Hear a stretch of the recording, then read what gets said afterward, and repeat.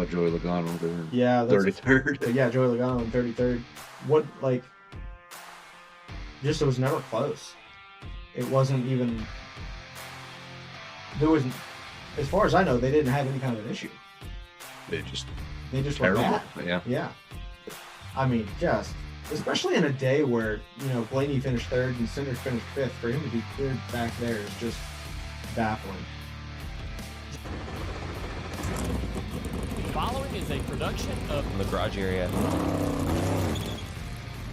All right, welcome into the garage area.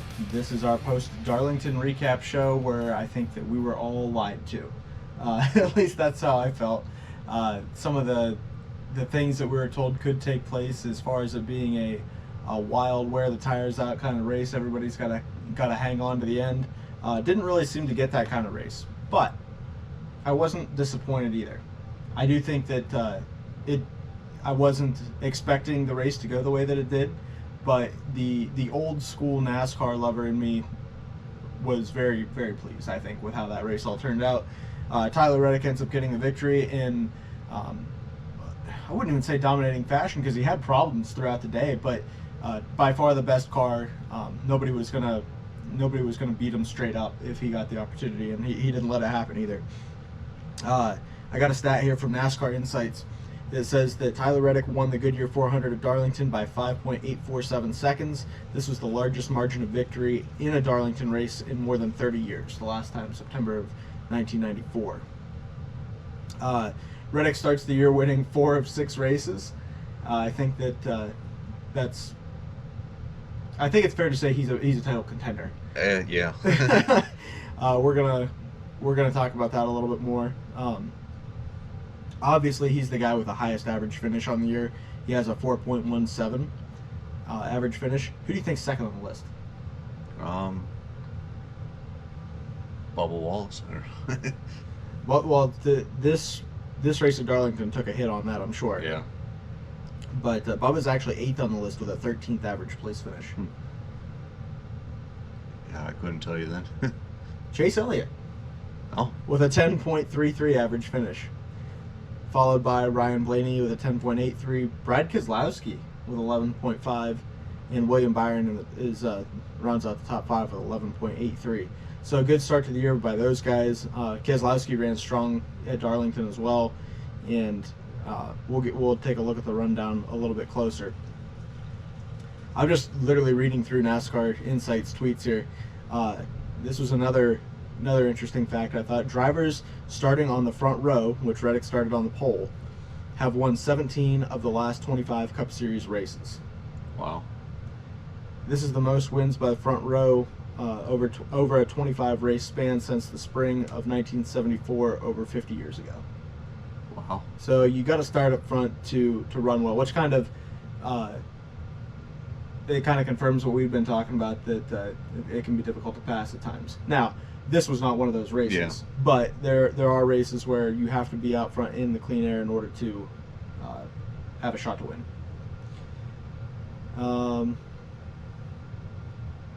Tyler Reddick wins at Darlington, becoming the 3rd driver in Cup Series history to win 4 of the first 6 races in a season. I would ask you this in a trivia style question, but it was just too long ago. I don't think you're gonna know. Tyler Reddick in 2026. The last one before him was Bill Elliott in 1992, and before him was Dale Earnhardt in 1987. Yeah, I saw that tweet, so. Oh, well, I guess you maybe would have known it then. I remember Dale Earnhardt, but I couldn't remember Bill Elliott. And then the final thing that I'm going to read for the Cup Series, it says that Brad Keselowski winning Stage 1 is his first stage win since Iowa last August, and entering today he had only scored 2 total stage points in 2026. So obviously Brad picking up a little bit more steam there. Talking about the race itself,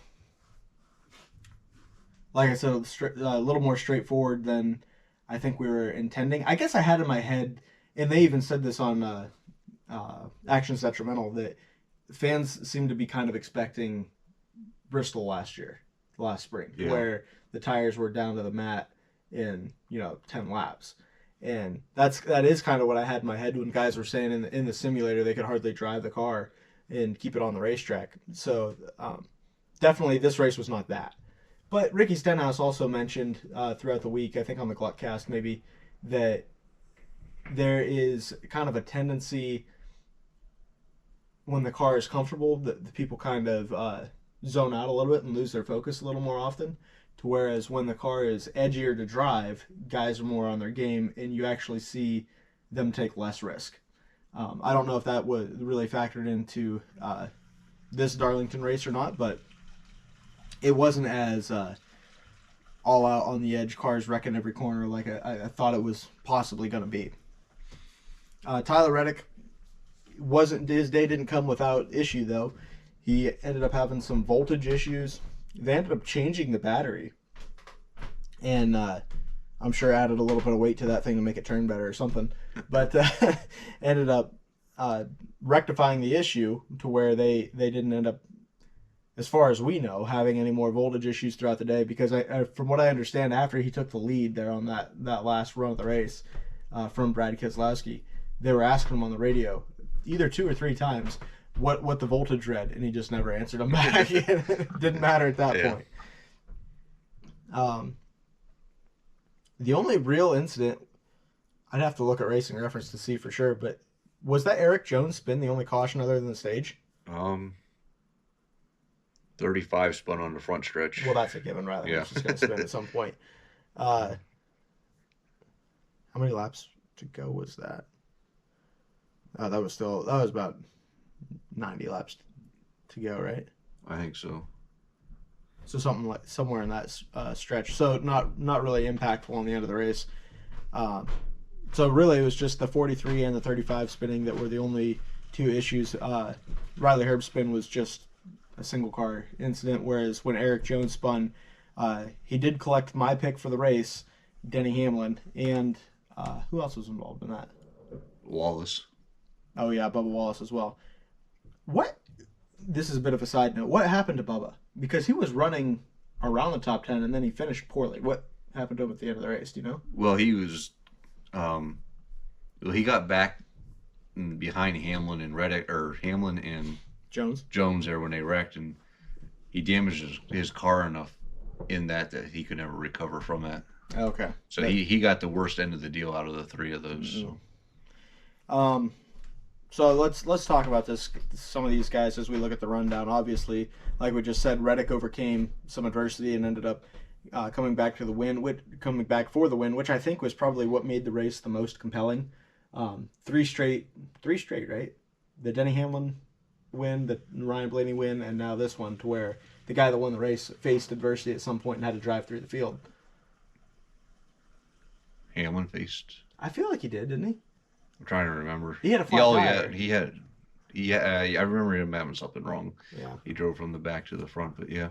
But he had a speeding penalty. Yeah, I think that's what it was. Speeding penalty. So yeah, you had to see guys drive through the field in all 3 of those races to where the best car was able to do so and win the race, which is, in recent NASCAR memory, is something that we have struggled with, to have the fastest car be able to pass again once they got back in the field. So all of this is a positive.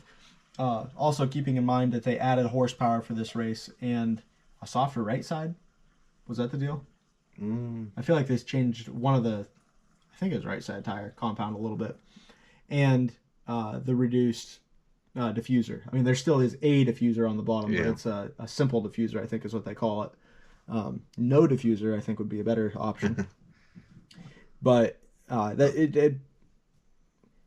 didn't have any problem with the way that this race ran, especially I wasn't looking for Tyler Reddick to win, but he was the best car, and I think at the end of the day, we could all agree we want to see the best car win races.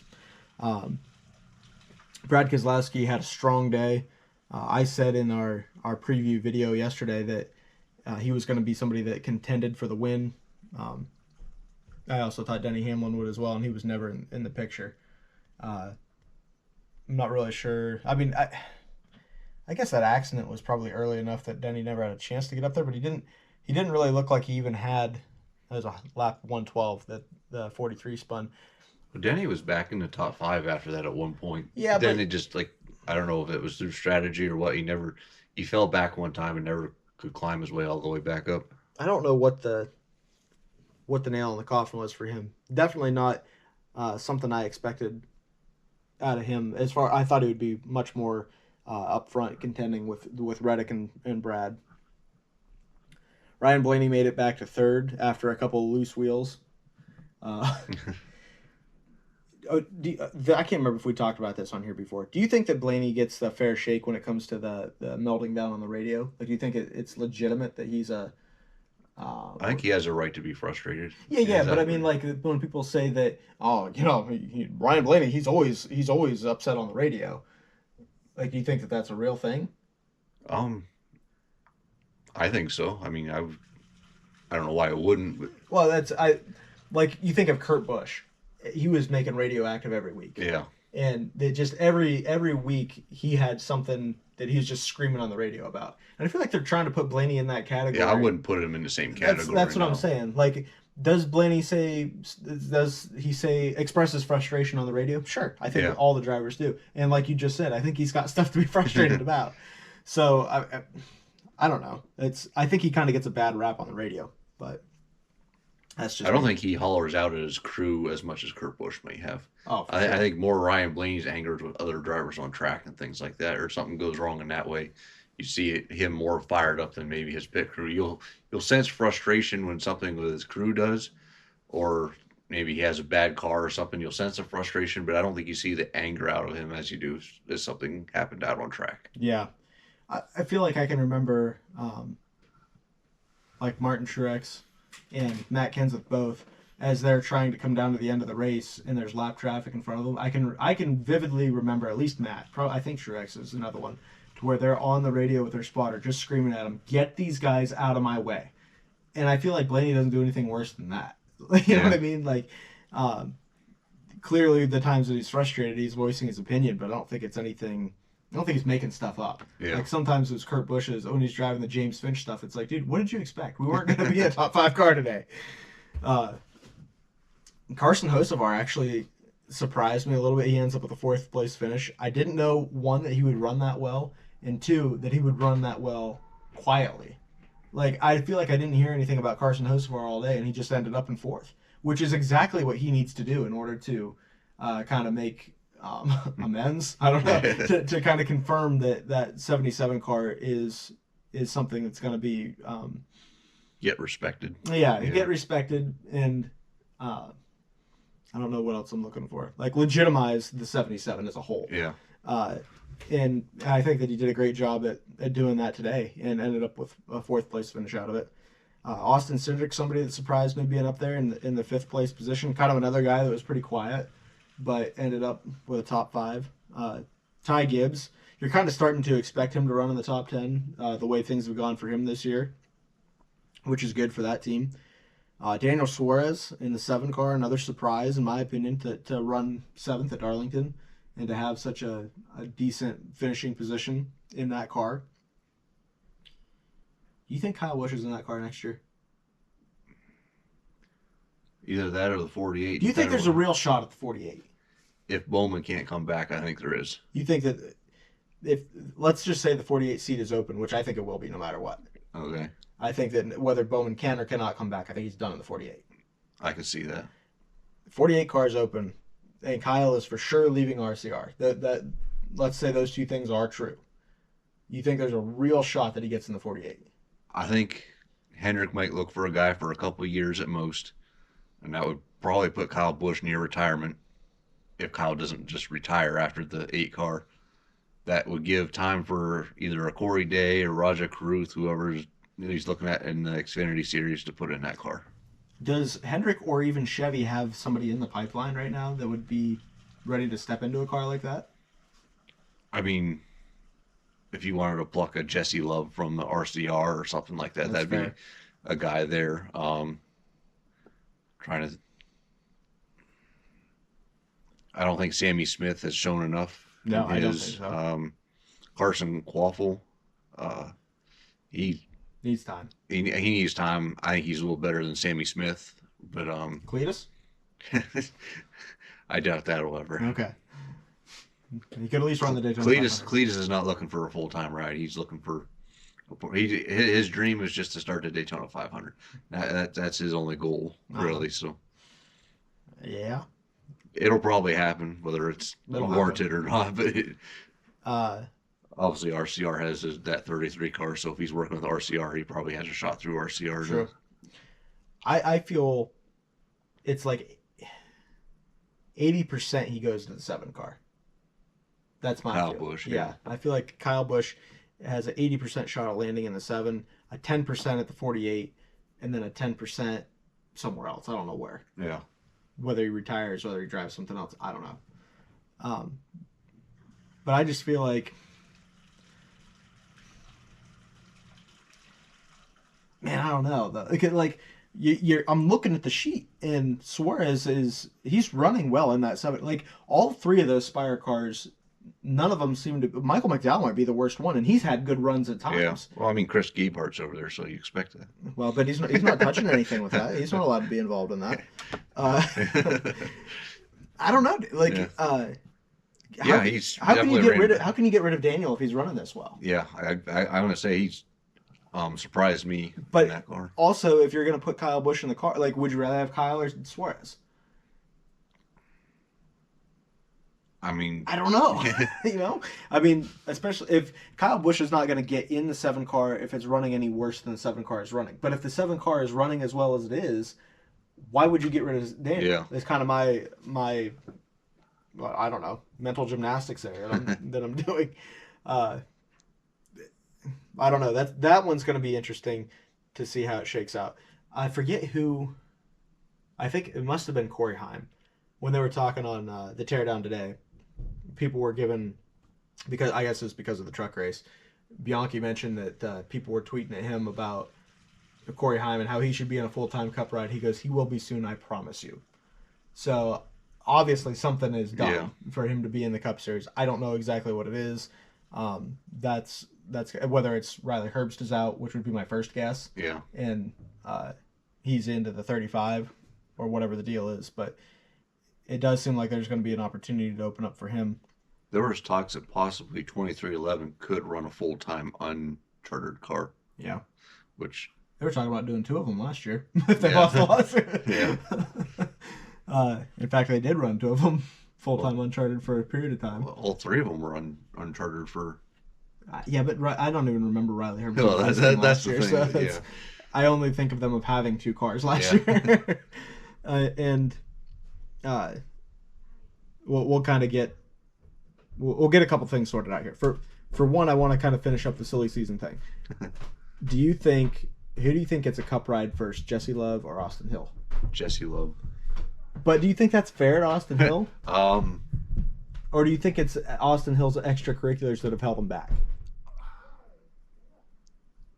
I feel like RCR had a plan for him, and RCR's plan was to put him in one of his Cup cars. Yeah. But I think Austin Dillon and Kyle Busch being in the 2 cars has held Austin Hill and even Jesse Love back. Yeah, but I don't necessarily think that Jesse should have been in Cup before. Like, I don't even think he should have been in Cup this year. Like, I feel like next year you should say, yeah, Jesse Love deserves a Cup ride if things keep going the way they're going. Yeah. But I feel like Hill's almost been there. I feel like if this year they'd moved him to Cup, I'd be like, yeah, it makes sense. Yeah. I just feel like in their limited starts in the Cup Series, I've seen Jesse Love perform better than Hill. So I feel like even in the Xfinity Series, I think Jesse Love's been better than Hill, with the exception of maybe restrictor plates, but they're both kind of hand-to-hand there. So I just don't think that you can beat experience, though. Like, I think that there's something to be said for the full season with a team in the Busch team or in the O'Reilly Auto Parts Series for the 2. I feel like the 21s established themselves as, they've been together. They know what Austin Hill is. He knows what that team is. Those cars are like. I feel like he's ready to move into a Cup team. To whereas Love, I feel like I think you go through this year and that's been established.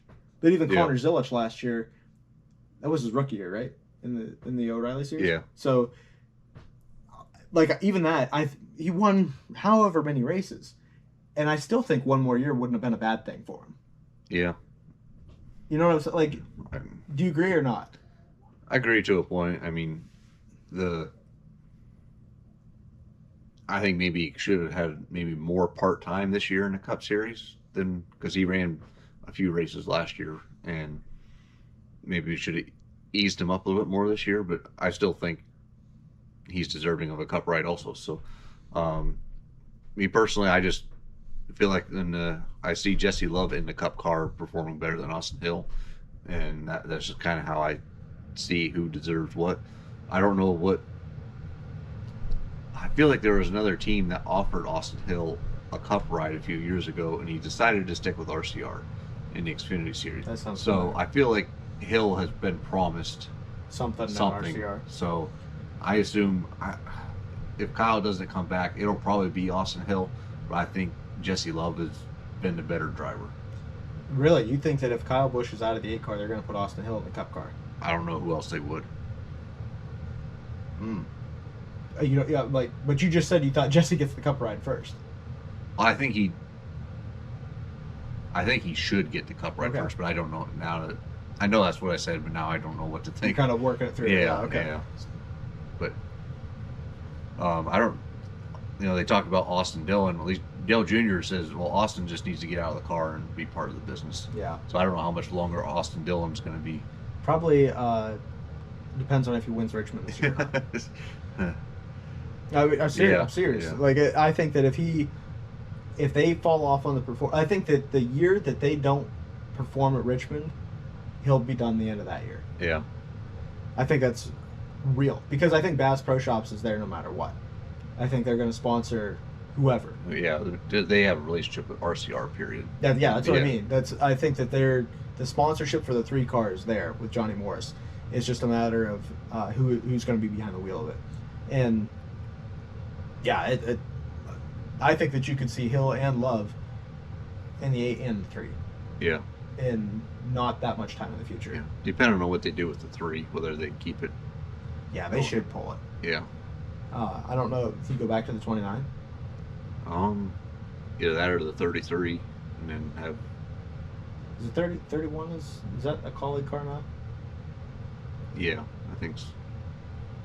Well, AJ's in the 16. Ty's in the 10. They don't have a third car, do they? Yeah, but I think colleague at one point had the 31. Yeah, well, they had it at one time, but I don't know if it's. They should go to the 18. The 8 and the 18. I don't see Gibbs giving that number up, but It's kind of weird. It's kind of like when Roush didn't run the 6 anymore. It's like that was your flagship number. Whereas, that car needs to be on the racetrack. And RCR is different. Like, the 3 should have been retired and stayed retired. yeah, I think. I mean, obviously, the 3 was originally Richard Childress' number. Yeah. Then, of course, Dale made it famous. Right.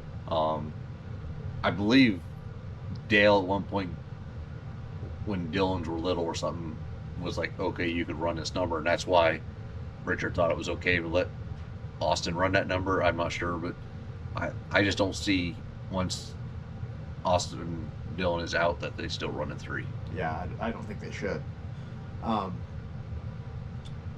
Where are you at on Sam Mayer? Because I feel like at one point he was kind of the same deal of a prospect that should have got some cup looks.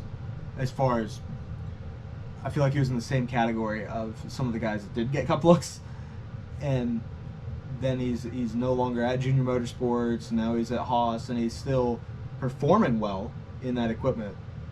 Yeah, I mean, the Haas equipment in Xfinity Series, I think, is like just a tier below Juniors. Because I think they have a relationship or I can't think of the word that they would, affiliation or alliance, whatever. But I just don't see the performance out of him that's going to lead him anywhere. 'Cause I think there's still better.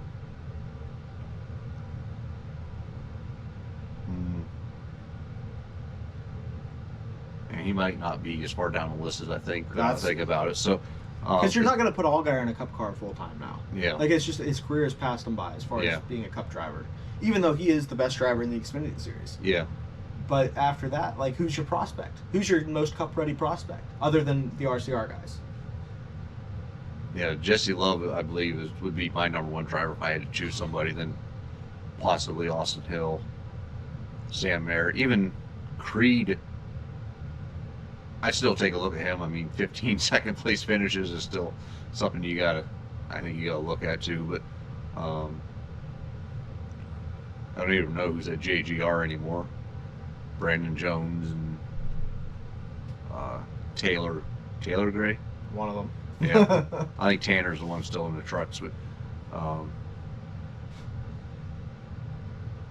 yeah, right now I feel like it's spread pretty thin in the Xfinity series when you really think about it, Yeah. or O'Reilly series. Sorry. Yeah. I just think that like not only the skill gap but the talent gap of drivers is a big gulf compared Yeah. to what it used to be. Like I can remember when, when we were kids watching racing. I'm trying to think think of some talented Xfinity guys or O'Reilly guys at the time that were winning races. But it was a lot of Cup guys that were racing there too. So, nobody's even coming to mind of a driver from back in the day that would have been. I mean, Carl Edwards is like the first guy that comes to my mind. Even Stenhouse, Stenhouse is kind of one of those deals where it would have been interesting to see what his Cup career would have been like if Roush's Cup cars were good. Yeah. At that time, because they weren't. The Xfinity stuff was great, and I guess it was even nationwide back then. But when they made it to the Cup side, it was like if the '99 wasn't winning races, and he wasn't, why would you think that the other two were? Would be, and they weren't. So it just kind of is a testament to how bad that stuff was at that time. Kind of rounding out the top 10 here, Byron with 8th. Well, we really went on a tangent. Yeah, it was a serious, silly season tangent. Byron got 8th. Buescher got 9th. He had a good run going until Reddick ran him over there at the end. And Eric Jones, even with that spin, came back to finish 10th. Denny Hamlin got 11th out of that. Briscoe, what happened to Briscoe? It sounded like there might have been an incident towards the end of the race there coming to the white that TV didn't even show. That's right. He was falling through the field for some reason. I don't. Because he was running better than that, and he ended up 12th. Yeah. SVG 14th. Yeah, he was a lap down at one point, like just not through the pit cycle or anything, and he came back and finished 14th. So that's carrying the banner for Trackhouse, right? Yeah. Yeah. Josh Berry 17th. That's a recovery for him compared to what they had been. Christopher Bell disappointing at 19th. I expected way more out of him. All right, moving on. Yeah, I was trying to remember if something actually happened to him, right? Because I thought at one point all the JGRs were running just outside the top 10. I mean, JGR as a whole was not as good as you thought. Not as good as you thought. Ty Gibbs at the back of the top 10 was the best driver. So. Yeah, very surprising there. Kyle Busch in 21st. Honestly, I hate to say it, but that's not a bad run for them. And to finish 21st for Kyle Busch and say, yeah, that was a decent day for them. I'm not overly disappointed by that from Kyle. I don't know. That sounds so weird. Any day he's not in the wall and wrecked is probably a good day anymore. Yeah, anymore it is. 24th for Justin Allgaier. Where did you think that stacked up? At one point he was dead last 2 laps down, so he was still 1 lap down at the end there, but he qualified top 20. I expected more out of him than that. So, did win the O'Reilly race. Yes. So I expected a little bit more out of that. At least, 24th. I guess it's not too far back. I was hoping for top 20 at least out of him. Well, here's sorry. My thing here is it doesn't seem like any of the Hendrick cars ran as well as we thought they would. True. And for him to end up there, I don't think is bad comparatively. If all of the other Hendrick cars were, in the top 5, I'd be like, something's wrong there. But that wasn't the case. Byron in 8th was the best Hendrick car. So yeah, and Chase was 15th. 15th. So, and of course Larson. I think Larson was running better till he broke his toe link. Yeah, he was probably the better of the cars. I think Larson and Byron were like similar speed. They're backside of the top 10. But did he just hit the wall or what? I assume so. He probably. I think they've all hit the wall at some point. I think Larson probably just hit the outside wall and broke his toe link. How about Joey Logano there? Yeah, 33rd. We're working our way down the list, and that is like you talked about Kyle Larson. So yeah, Joey Logano in 33rd. It was never close. It wasn't even. as far as I know, they didn't have any kind of an issue. They just They just were terrible. bad. Yeah. Yeah. Those long green flag runs don't help you make up anything. Like you just constantly you're hemorrhaging time to the leader. You're not able to come to pit road and work on anything, especially not during like a yellow when you have a little more time to do that. So the bleeding just doesn't stop in situations like that. But I mean, just especially in a day where Blaney finished third and Cindric finished fifth, for him to be clear back there is just baffling. So that kind of leads me to the next thing that I wanted to ask about is we're 6 races in now, and if you had to power rank teams, who do you think's the best team in the sport right now? I gotta say 2311, based off of Bubba and. Let me ask you this: going into Martinsville, are you saying 2311 cars could win that race? Yeah. Both of them. Well, there's just 3 of them. 3 of them, but I think so. I think Bubba Walls is really good at Martinsville. I think he could win that race. Okay. He was running well at Darlington here until He that accident. So, and the reason why he was in that accident was because they thought they had a loose wheel, so they stopped him, but his wheel was tight, and then they let him go. So, I mean, I think Bubba would have had a top 5 finish here at Darlington. So, yeah. Okay. So then, who would you put at number 2? I put JGR Based on everything, but maybe this race. I mean, Denny's got to win. Yeah. And Briscoe ran well, even ran well today. Just kind of had issues there at the end. And Ty Gibbs has been running well. Who am I missing? Bell. Yeah. And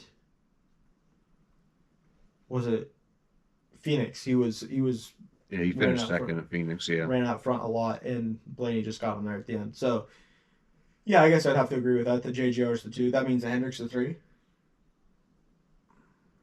I can't. I would, unless you want to put a Ryan Blaney Penske ahead of Hendrick. No, it's an organizational thing. Okay, then I gotta put Hendrick just above probably Penske. So do you think that like where's the A tier? Like obviously you're gonna say 2311 JGR in the A tier. Yeah, probably. Who do you keep Hendrick in the A tier? This is very fluid. I mean, Yeah. they can move in and out, but that's after Vegas, I would have said yes, but then they showed the short track speed here between Darlington and Phoenix, so I almost want to put them in like a B tier. What do you think about going to Martinsville? Do you think that they're going to be fast? I am worried about it. Okay. So I'd say if that's the case, then they probably are B tier. Yeah. So it's 2311 and JGR in the A tier. B tier is going to be Hendrick, and then who? I gotta say Penske. So I would say Penske too, for the purpose of Cindric. I think that Cindric has run well. Even at Phoenix, he was running well and got wrecked. Yeah. So I think that Blaney obviously is fast, and then Cindric is kind of Been that second guy. Yeah, pulling them up enough. And Logano's been terrible. Yeah. So I don't know what the problem is there, but they've been awful. And I do think that they hang into a B tier spot after that. But that Logano's weighing that team down right now. Yeah. Have we seen his last win? I hope so. Do you think so? I don't think so. I think they'll figure something out at some point. You think he wins another championship? I don't think so. You think Logano's done with championships? I think so. Okay. All right. Basically, I mean, the last championship he had, it seems pretty illegit to me anyways, and it just... I think they'll find wins here and there, and they'll have speed here and there, but I don't think they'll have the consistency to win a championship that you need now in this new points format. Do you think Chase Elliott wins a championship? The way Hendrick is running this year, no. But another one, I think Chase has a shot at winning another championship. All right. You think Brad's got another championship in him? He'd have a lot more days like this. Yeah, I know that was. Obviously, he's capable of still running up front if the Conditions are right. Yeah. So here's the thing. So after Penske, who do you get? Like, I think that Spire and RFK are both in the kind of the same category as far as they've had good runs so far. What about Trackhouse? Do you put them all 3 right there together? I think so. Okay. I mean, Trackhouse would probably be the bottom of that 3, I'd say, but That we'll put that. Or that's like C tier. Is that what we're saying? I'm still counting this as B tier unless you want to drop a tier. Okay. Or do you think Yeah. that? I think that RFK still belongs in the B tier. I think Spire still belongs in the B tier. Because I would say every third race you go to, I think that one of their cars is a shocking. Yeah, I can see that. Yeah. And then I think in the C tier you probably have, Trackhouse is probably C tier right now. Yeah, and I don't think there's any Trackhouse cars that can win a race outside of a road course. Yeah. Like right now, I don't see them showing up as a threat. So I feel like if you're in the B tier, you're not going to be there every week, but there's going to be tracks that show up. Yeah, I see what you're saying. Yeah, yeah, they'd probably be C. And then it's kind of like off a cliff, and you got RCR in front row, right? Yeah. Like those are guys you don't think like a top 20 is a good run for them. Yeah. So, yeah, that's kind of where I'm at with that as well. Are these points accurate on Racing Reference? I'm gonna look them up on NASCAR.com. Yeah, I have them. I have them up on NASCAR.com. I just want to read off some names, and you tell me if they can win a championship this year. Okay. I think we both agree Tyler Reddick. Yeah. Ryan Blaney? Yeah. Bubba Wallace. He's in a position he can. I don't know as if he will, but okay. Tell me this. I'm gonna read these names, and you tell me somebody that you would be shocked if they won the championship. okay. So we were on Bubba Wallace, Denny Hamlin, I would not be shocked. Chase Elliott, No. William Byron, No. Chris Buescher. I'd be mildly surprised. I guess I don't want to say shocked, but yeah. Christopher Bell, I wouldn't be shocked. Brad Keselowski, I would be kind of shocked if he. Kyle Larson, I would not be shocked. Ty Gibbs. Yeah, I'd be shocked a little bit. You'd be shocked a little bit. Yeah. Okay. Ryan Preece, I'd be shocked if he did. Carson Hocevar, I would be shocked. Daniel Suarez, Yes, I'd be shocked. SVG, I'd be shocked if he could. Logano. Yes. Okay. That's the top 6. Yeah. Now, Ross Chastain, I'd be shocked if he did. Chase Briscoe. I would not be shocked if he won. He's 22nd in points. I know, You're but telling me Joey Logano can't win a championship in 16th, but at 22nd. I believe Chase Briscoe's performance is way better than Joey Logano's. I think Joey Logano has bad performances. Chase Briscoe has just had tough luck. Yeah. I guess if you want to say based on where they're at in the standings, it's probably going to be hard for him. But like if we started this without looking at the standings, Yeah. I'd say, I wouldn't be surprised. On Pardon My Take is a podcast that I listen to, and every year during football season, I think it's after week 2, it's a team that had Super Bowl aspirations. They started the year 0-2, and Big Cat said if they win the Super Bowl, he'll cut off the tip of his pinky. I'm not asking you to cut off anything, but my question is there anybody that you look at here that like maybe was a championship contender to start the year that has a rough start that you'd say if they got back up there that you would be thinking about cutting something off because you wouldn't be able to believe that actually happened. And for the record, I would say that just looking at the points right now, Chase Briscoe is probably the guy furthest down in points that I thought at the beginning of the year had a real shot. I agree with that.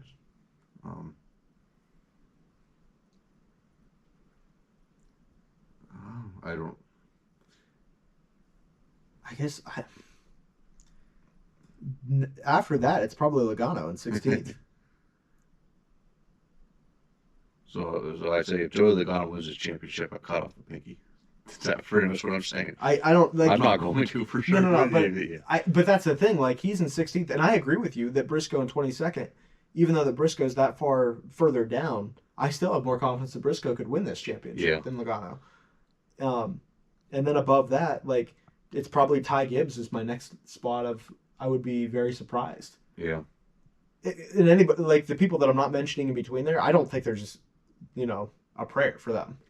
I don't think that Ryan Preece is Carson Hocevar, Daniel Suarez, SVG, Michael McDowell, AJ Allman. Like, I don't think any of those guys have a shot at the championship. Logano, just because they have gotten hot in the past, like, I'm not taking it out of the realm of possibilities, but I would be surprised. Yeah.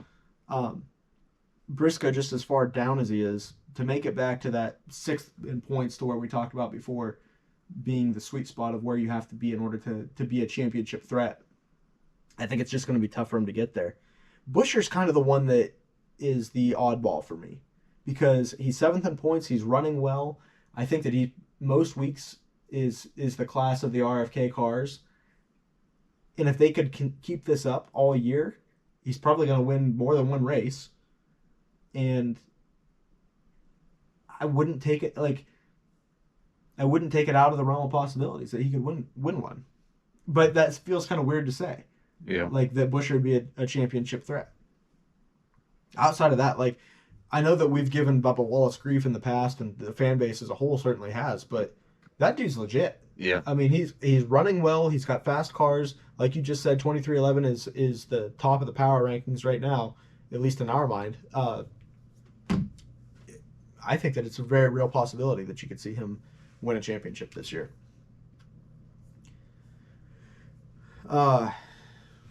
We spent a lot of time talking about stuff, but not really about the Darlington race itself. And I think that that's just because there wasn't a whole lot to say there. I mean, it just was a pretty straightforward race. Yeah. Is there anything else that you wanted to add about it? I mean, I know there's a lot of complaints that it was boring race and stuff. I didn't find anything necessarily bad about it. I mean, drivers could pass each other and stuff. Tire wear mattered. I just don't feel like maybe these cars are quite out of control as the old cars used to be. There are speed differences, but I think it's easier to control the car during those speed differences than maybe you say the Gen 6, 4, or 5, or whatever, also stuff. So, but I mean, the fastest cars were able to drive up front, and I think Ryan Blaney even said in his interviews that with this old package, I don't think I'd have been able to drive back up to the front like he did from whatever issue he had, and finished what, 3rd he finished. So as far as I'm concerned, it was a pretty decent race. Yeah. I think I tweeted last week during the good race poll that entertaining, saying it's a good race doesn't necessarily mean that you're voting on whether or not it's entertaining. Yeah. And I think that applies here at Darlington too. I mean, I wasn't the most entertained I've ever been, but I thought it was a good race. Yeah. So, out of curiosity, did you vote in the Gluck poll? I didn't know. So you haven't seen it at all? No. Any guesses as to where it's at right now? Considering what I've seen online, it seems like maybe 65. It's actually at 77 right now. Oh wow. So it's got a pretty good. Yeah, I was gonna say, like, on our rating, I'd give it a 7.5. Okay, that was going to be my next question. Where Yeah. you would put it? So you're actually probably, if you use that, metric, I guess. Yeah. A 7.5 is pretty close to what the fans voted. I was going to give it an 8. I didn't have anything to complain about. Fastest car won the race. There was tire wear. The only thing that I kind of defended the stage brakes and stuff in the past. Yeah. I wish they could have had longer runs instead of, like, all right, we're going to split this stage in half right here as soon as these tires start getting wore out. I would have liked to see them be able to put longer runs on the tires, force them to save them better, and see the cars that held on really, really long into a run. Yeah. That's my only complaint about it, is maybe the stage brakes kind of took out some of that feel. Well, that's what I was going to say, is that we had a lot of long green flag runs, so I don't really know why you would want less of that, or more of that rather. Yeah. But yeah, I do get your point. Like, I would almost be on the side more of I'd want the tires to wear more, to where they fell off quicker, so that you could still have that same amount of time in the stage, but the life went away from the tires faster. Yeah, I was just saying that, like, if there was no caution stop, I don't think everyone would pit right at 45 laps. Right. No, I'm with you. Yeah, so there's probably still a pit point of, you would have to math out the whole race as a whole. All right, at this point they may not wear their tires all the way out, because there's probably a speed point where it's like, all right, we could pit 5 times here and still be faster than say somebody pits 4 times or Yeah. something like that to that effect. But I would like to see them go longer on their tires. You know and see who what probably knows? Chris Gapehart. happens. And I bet you Aspire knows now too. Yeah. So where did that put our picks this week as far as guys we picked for the garage area picks? So you picked Denny Hamlin yeah. and finished 11th, and he scored 26 points. But I will point out, big swing and miss for me to pick a big gun like Denny Hamlin and end up with an 11th place Yeah. finish. That's a bummer. Well, probably not as bad as me picking Kyle Larson and finishing 32nd. That's the thing that saved me, is that I actually needed you to have a real bad day Yeah. with one of your good guys, because you've really hit on them well Yeah. to this point. In reality, you gained 7 points on me because Kyle scored some stage points there and stuff. So I still got a 64-point lead on you. So Still a lot. yeah, Isn't Reddick's point lead like 90 or something? 95, I think. Like that? 95. That is officially over one race. And a lot of that has to do with the bonus points, right? Yeah. Because it's what, 60 bonus points? The 15 80. points for winning? Well, 15 points extra for winning a race. it's actually 20 points extra. Okay. It's 15 more than last year Because because it was 5 last year, Okay, and that's. then now it's 20. So I guess that's what I'm comparing Yeah. it to, is last yeah. year's So points. I mean, overall, he has 4 wins. 4 times 20 is 80 points. Right, but it's compared to the points he would have earned last year. Okay. Yeah. Yes. Yeah. So Okay. yeah. Whoa. Technical difficulties. Yeah, that's insane. He's having a real good start to the year. So that leads us up here to we've rated the race. We talked about our picks from Darlington. We kind of got to make some picks from Martinsville here. We have determined through our unofficial metrics that you're going to go first. Yeah. Who are you taking off of our sheet here to win at Martinsville? I am Who's gonna- the best? I am going to take Ryan Priest. Oh. I've used Okay, up a couple of good guys. I figured. Based on our other metrics here, I've decided that I actually get to pick first this week. Oh, I had William Byron in my head, and then I was like, you know who's running well, and who runs well at Martinsville? Ryan Priest, and that's Yeah. who I wanted. We sat here before we started recording. I was thinking Byron at one point too. I'm like, man, Hendrick hasn't been running well this year. So Byron's the defending race winner of the spring Martinsville race, I do believe. I think it was Denny Hamlin actually. Did he? Yeah. Yeah, I remember the blue progressive car he won in the spring. He went back to back after Darlington to Martinsville? Yeah. Huh, okay. I Googled that earlier and it came up with Byron, but I wasn't 100%. Like, all I did was, it doesn't matter. Yeah, I don't know. I thought for sure it was. You could be right. Yeah. I guess it'll be up to the viewer to decide, because they can probably Google things better than we can. But, man. Let me look at my sheet. I'm going to have to start taking some big swings. Yeah, I figured I used up like 3 big guys in a row. I'd probably pick one. I don't want to say lesser, be against Ryan Priest, but you know, it's not one of the top teams. So Here's a B Series team. yeah.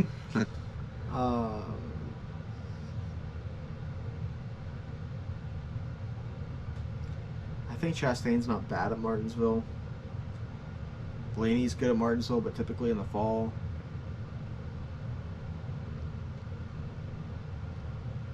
Is Reddick good at Martinsville? I've still got him. Guy's won 4 races this year. I haven't picked him for anything. Yeah. I feel like Martinsville is probably one of the tracks he struggles at. So you can go ahead and pick him. I guess give me silly Willie Byron.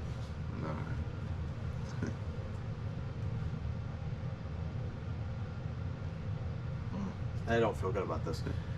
I'm so mad that you picked Busher, or not Busher, Priest. Reese. Yeah, they're both the same person. All right. Well,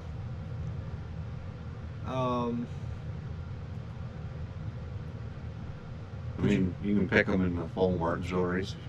Woohoo! They all race that. I can take anybody at that point. Exactly. And you'll probably be in a position to take them before me. It'll be like you're beating me by 90 points, and somehow I ended up scoring more points than you the previous week, and you get the first pick going into Martinsville. That'd be my luck. Okay. Anything else from the Cup race? I don't have anything else. Did you watch the O'Reilly and truck race? Yeah. I'm just gonna cover off a couple things here real quick. I want you to talk about the O'Reilly race, but I'm just gonna get the truck race out of the way because I'd rather listen to you than listen to me. For one thing, for the O'Reilly race, I think that Sammy Smith wins the paint scheme thing of throwback paint schemes. He had the 04 baseball car for Dale Jr. Oh yeah, I didn't even pay that much attention to it. It was a good looking car. They kind of did away with the throwback paint schemes. Not that they can't do them, but just there was nothing that stood out from this week other than that one particularly. I thought was good. Based on like the throwback races and stuff, when they started it, they did it by eras, and it was like, let's say that they did it the 90s era. You had Dale Earnhardt car, Jeff Gordon's rainbow car, and it was all the cars on the era, so it made it look like you were watching the 90s cars race again and stuff. And then the throwback drivers were running throwbacks to things that weren't even NASCAR related. I mean, Chase Elliott ran a paint scheme based off an old Napa truck. Yeah. And it just became not what it was intended for. So. But I guess there's certain things too, like I'm trying to think. Like here's a good example for you: the summer Daytona race back in the day would be the Pepsi 400. Yeah. Jeff Gordon always ran the Pepsi car for that race. Yeah. I feel like that Kyle Larson should be bringing back that Hendrick Kellogg's looking car every time we come to Darlington for the spring. You know what I mean? Like that should be a staple of this event. And other guys that had really good ones in the past, I think should do the same thing. Yeah, well, yeah, people say they're running out of schemes and stuff. Like, well, I think it'd be fun to see the same schemes. Yeah, the good ones. Yeah. And that one was perfect. That's probably the best one that anybody's done. There are some other good ones as well. They're not coming to mind right away. But if they did like, if Interstate Batteries was going to sponsor one of the Gibbs guys, and they did the throwback to like the early Bobby Labonte or even the old Dale Jarrett, something like that, that would be awesome. But I think that there's room for that somewhere in this weekend, that those cars could be staple paint schemes when you go there. Yeah. But yeah, I thought Sammy Smith had the best one of the weekend. In the truck race, it seemed like that Hocevar, Chastain, and Honeycutt were all the guys that led the majority of that race. That last, it kind of got wild there at the end. I mean, Honeycutt really was the guy to beat, I thought. And then at the end, Chastain's leading the race. They have a wreck that takes place on after a restart. They wrecked again, and Corey Heim like barely got himself through that wreck in the first place, and then on the final restart, he lined up ninth and had fresh tires. They were complaining on the teardown that like they didn't do a good job of covering that on the pit report that he had fresh tires. All you had to do is see him drop the green flag and be like, oh yeah, the 5's got fresh tires. Because the speed difference was that much, and he ends up driving from ninth all the way in 2 laps. It looked like, NASCAR 06 on rookie mode. Like you just went to the front. They were talking about Timmy Hill having fresher tires. They were still scuffed, but they were still newer than what the other truck had, but they completely missed the Heim. They didn't really cover pit stops at all, it felt like, on the last few cautions or whatever, because all the main guys stayed out, so they just kind of skipped everything. But I saw where that frustration was. Yeah. But yeah, Corey Heim ends up winning the race, and definitely you haven't forgot about his name. That's for sure, because he's very good, and deserved to get that victory. Yeah, the 5 car can win a race, so the 5 trucking. Was that? It was Tony Breidinger last year. So it wasn't the trucks. Was that stuff that was going on Twitter? Yeah. Hey, I'll be honest with you. I'd rather see her in the truck.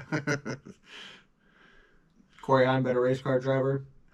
Tony, better looking. Okay. Anyways, I did see that. I think it was Tyler Ankrum that Ben Rhodes had an issue with. Yeah. It said that he looked like the upside down face kid from Family Guy. Oh, that's a phenomenal Yeah. comparison. It says that somebody said, dude, he's had that one in the chamber for a while. Right before. That cracked me up. Go ahead and tell us about the O'Reilly race. Well, it was mainly dominated by Kyle Larson, and I was surprised that he was in that race and didn't win it. yeah. What happened? So a bunch of cars, I believe, stayed out in one of the later cautions and allowed Allgaier to restart out front and get by Larson. I could be mistaken, but I was and also Justin Allgaier was the only car that seemed that could restart on the outside on the front row and take the lead, whereas the dominant restart line otherwise was the inside line. But just there at the end, Allgaier restarted outside front row, even was the second place driver, didn't have control of start, and past Brandon Jones, kind of stole the race away. Yeah, that I had it turned on after I was watching some March Madness, and I flipped over to the CW and I'm looking at the fan. They were interviewing Sammy Smith at the time, and the fireworks were going off, and I'm thinking to myself, I knew that Larson was in the race, and they hadn't shown who won yet, and I was like, this feels like a Justin Allgaier win. Yeah. This feels like he ended up winning this race. And then finally they cut to a shot of him in victory lane. I'm like, hey, I was right. Yeah, I didn't actually get to see any of that race, but yeah, I was surprised that Larson was in it and didn't end up winning it. Yeah.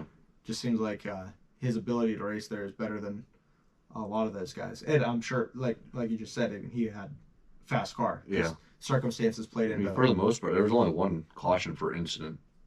It's kind of surprising for that race. Hill, Sieg, I don't remember, it was 91, 26, and 45 were on an incident on that backstretch. I believe it was right after that was a little ways after the end of stage 2, so.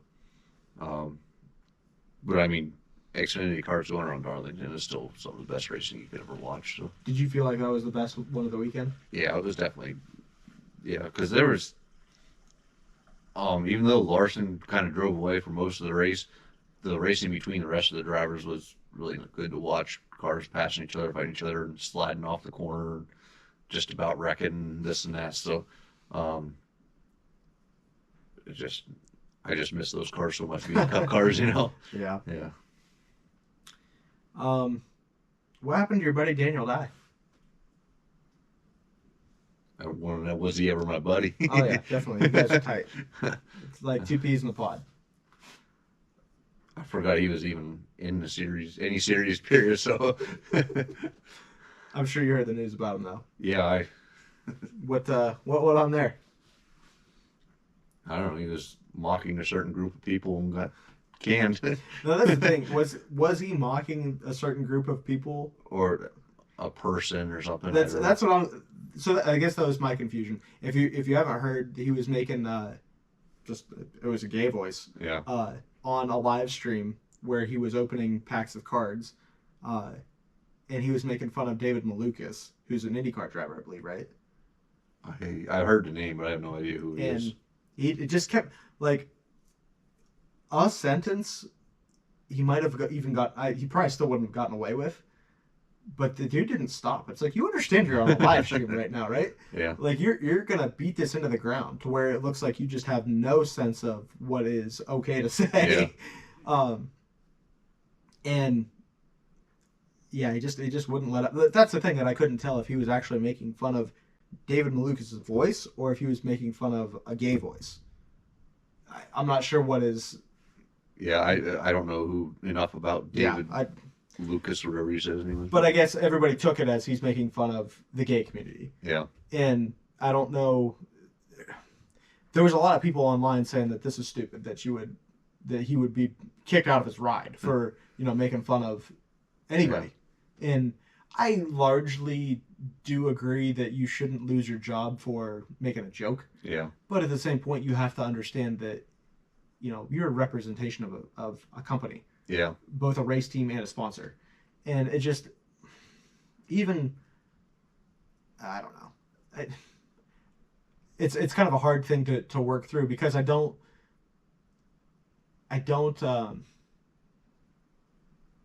you don't want to prevent these guys from showing some personality. And you can say, well, that's a terrible side of their personality to show. But just joking around in general shouldn't be under such scrutiny, because I mean, you got the Hendrick drivers that they can't say a thing. And I'm not even making fun of them, but like that they are more polished than most. They're not allowed to say anything, essentially, because of the relationship with sponsors in the race team. And I don't like that. Like, I want to see some more personality. I like the people that kind of let it out there a little bit, but you have to understand that there's balance there between race team and sponsors and manufacturer and everybody that's paying you money to do something that you love to do. And just you have to have some more awareness than that to be on a live stream and say stuff like that. I understand it wasn't like a big live stream, but still, it's all it takes is one person to spread it, and then everyone sees it. So and that's kind of the problem. So again, you hate to see somebody lose their opportunity over making a joke, but at the same time, like, you got to be more aware if you're that guy too. So you think he gets in the car again? I assume he'll go through his sensitivity training. He already did his public apology and whatever they write down and do, or have a PR person do. And when his dad was a big reason why he was in that truck team anyways, because his dad owns a Dodge dealership and stuff too. Oh, okay. So that was why he was in the Dodge trucks at that point. So the Dodge trucks, I don't think, are performing as well as they hope they would be. But I assume he'll get into something at some point, whether it be a low tier team or something like that. But there was times he showed some promise. I agree. And I forgot what he was in that Chevrolet for. Was it one of the? Was it an East truck or not? I don't think it was, but it was. What other trucks are there though? Yeah, I don't know. Yeah. But I can. It was a number 10 though, I think still. Yeah, I can only think of Colleague and Tricon and Thor Sport and Nice as the only teams I can name out of the truck series. That's an interesting situation there. Anything new on the Chris Gabehart deal? Wasn't there a trial last week or court proceedings or whatever? Yeah, I don't think much has changed other than I feel like they're still saying he's not allowed to work in the same capacity as he worked in at GGR and stuff. So in reality, I don't know anything different. I don't follow it that closely. Yeah, I usually wait for Jeff Gluck to update me, and I haven't heard anything from him yet. Sounds like there's some more stuff going on this week, so hopefully we get some final answers. It's a preliminary injunction hearing or something like that. I'm not sure. I'm not a lawyer. If you haven't figured that out. Anything else that you wanted to cover from this race weekend? I don't have anything else. I think we pretty much milked this one dry for what we can anyways. The sheet says next race is Las Vegas. The next race is Martinsville. The trucks don't go, but the O'Reilly cars and the Cup cars do go.